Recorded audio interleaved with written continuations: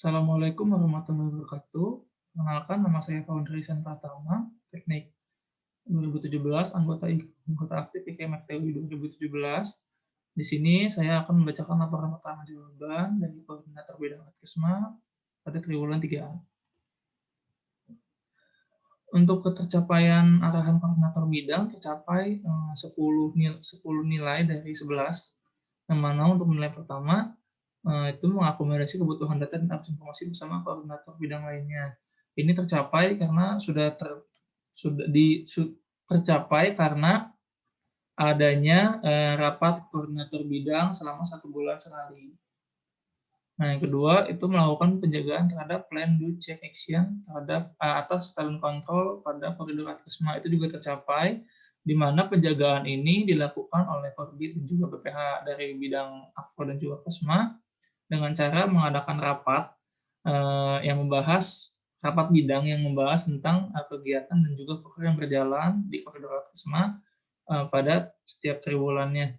Dan juga ada juga penjagaan internalisasi yang dilakukan oleh BPH dan juga Korbit, baik secara komunal melalui rapat bidang maupun personal.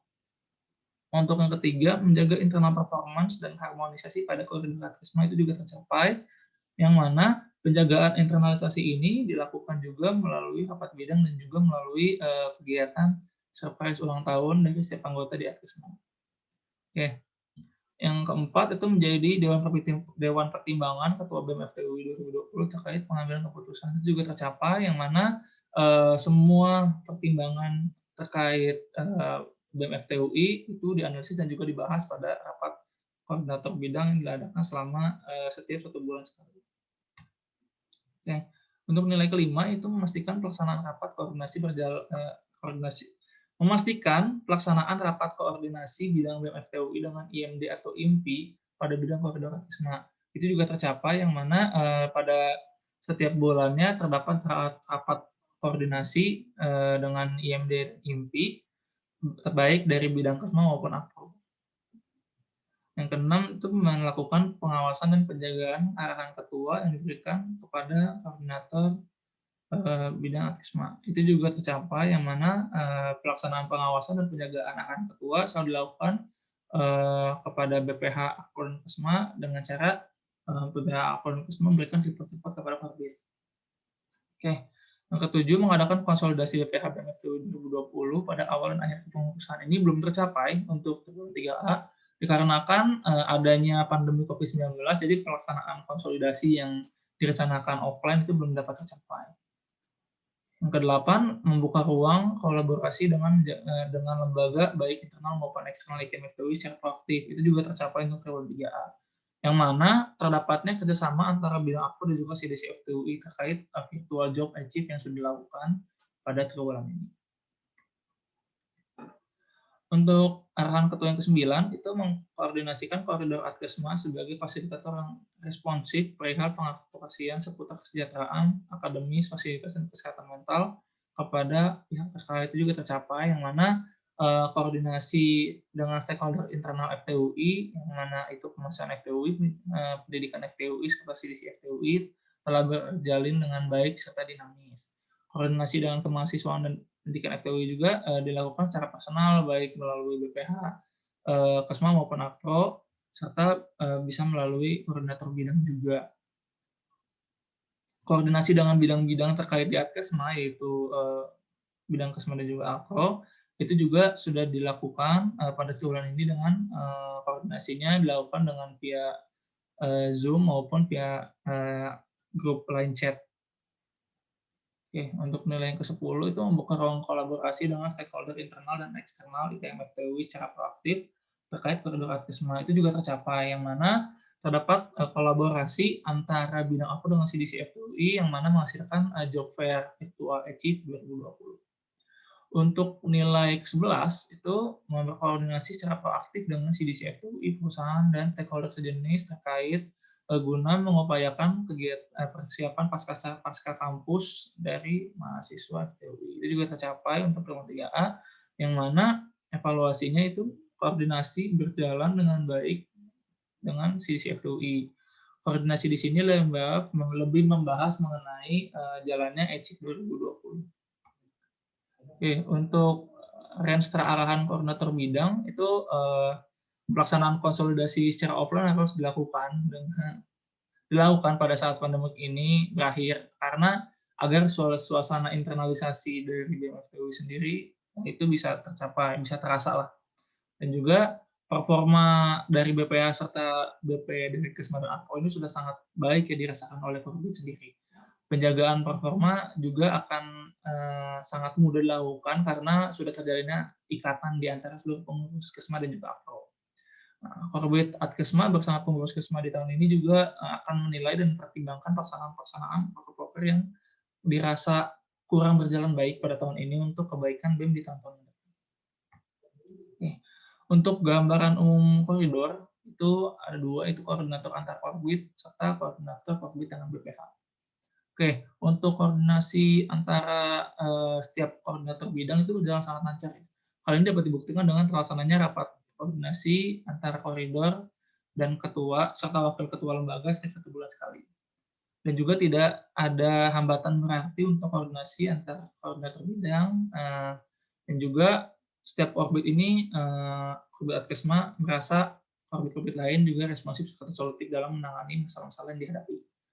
Untuk koordinasi antara korbit dan juga BPH itu juga berjalan lancar, di mana terlaksananya koordinasi dua arah nih antara korbit, Adkesma serta BPH mengenai kondisi bidang masing-masing melalui via online. Dan juga menurut Korbit sendiri tidak ada hambatan yang berarti dalam koordinasi dengan BPH ini, BPH Adkesma, BPH Kesma dan juga Akpol. Peningkatan hubungan antara Korbit dan juga BPH itu bisa dilakukan dengan chat personal baik di Korbit maupun dengan antar BPH. Oke, berikutnya adalah analisis SWOT dari koordinator Adkesma. Untuk strength-nya, bidang Akpol dan Kesma ini merupakan bidang yang jadi garda terdepan untuk memenuhi kebutuhan primer mahasiswa itu akademis dan juga finansial. Maka dari itu, bidang-bidang ini sangat-sangat dibutuhkan sekali oleh mahasiswa terutama pada saat pandemi seperti ini, pada saat perkuliahan PJJ. Tuh. Nah, kedua bidang ini juga mempunyai sumber daya yang bagus baik dari BPH maupun dari BP-nya, sehingga internal dari kedua bidang ini juga bisa berjalan dengan harmonis. Untuk renstranya, penjagaan performa akan terus dilakukan dan akan sangat mudah dilakukan karena sumber daya manusia yang bagus ini di dalam koridor Adkesma. Dan juga peningkatan kualitas advokasi di koridor Adkesma juga akan lebih ditingkatkan lagi agar semua elemen di FTUI dapat mendapat advokasi yang baik di FTUI. Nah, untuk weakness-nya tidak dirasakan weakness ya pada triwulan ini, yang mana rasanya juga akan melakukan penjagaan performa agar prestasi baik ini bisa terlaksana. Untuk opportunity-nya, respon dari pihak-pihak stakeholder itu sangat-sangat baik ya terhadap kegiatan dan juga program kerja yang terjadi di bidang Akpol dan juga Kesma yang membuat semua kegiatan bisa berjalan dengan lancar. Yang mana untuk yang saya sendiri itu penjagaan hubungan baik dengan stakeholder akan dilakukan sebaik mungkin agar semua urusan yang ada di koridor Adkesma ini bisa berjalan dengan semestinya.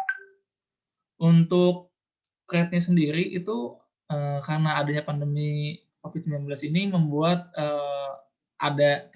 membuat adanya laporan mengenai penurunan kualitas pelayanan yang ada di FTE. Nah, untuk saya sendiri, koridor Adkesma akan melakukan advokasi dengan pihak terkait mengenai penurunan kualitas pelayanan di FTUI. Oke, jadi untuk berikut adalah bagian penutup. Untuk kesimpulan, koridor Adkesma di triwulan 3 ini berjalan sangat baik. Seluruh sumber daya manusia di Kesma Pro sangat baik dalam menjalankan setiap kegiatan maupun program kerja yang ada. Rata-rata untuk pengembangan pengurus di Kesma dan Akpol juga merasa senang dan menginginkan untuk terus bisa memberi impact yang baik untuk bidang dan juga koridornya. Untuk rencana strategis koridor ke depannya, itu untuk triwulan 3A di tahun depan, itu Korbit dan juga BPH, Akpol dan juga Kesma harusnya pada di awal kepengurusan itu menyiapkan banyak plan yang bisa terjadi di tahun 2021 mengingat pandemi COVID-19 ini juga bisa aja berlangsung lebih lama maupun bisa lebih cepat. Jadi itu yang diharapkan.